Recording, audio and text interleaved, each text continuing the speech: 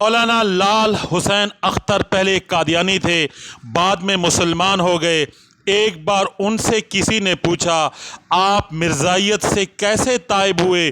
انہوں نے جواب دیا، ایک بار میں نے خواب دیکھا کہ ایک جگہ لوگ قطار میں کھڑے ہو رہے ہیں۔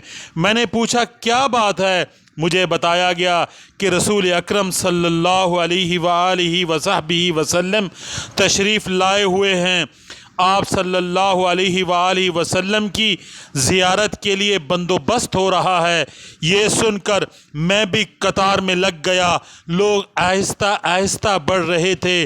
ہر آدمی کے سر کے اوپر ایک بلب روشن تھا۔ میں نے اپنا سر اوپر کر کے دیکھا تو میرے سر کے اوپر بلب تو ہے مگر بجھا ہوا ہے۔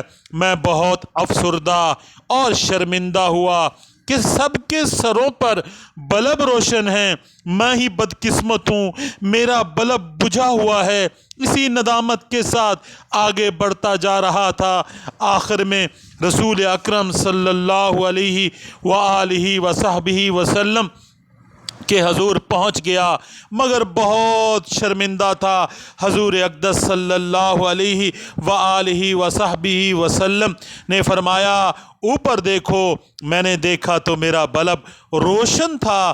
آنکھ کھلی تو یقین ہو گیا اب تک میرے ایمان کا بلب بجھا ہوا تھا، اب خاتم النبیین صلی اللہ علیہ وسلم کی نگاہ و التفات سے روشن ہو گیا۔ لہٰذا مرزائیت سے توبہ کر کے از سر نو مسلمان ہوا۔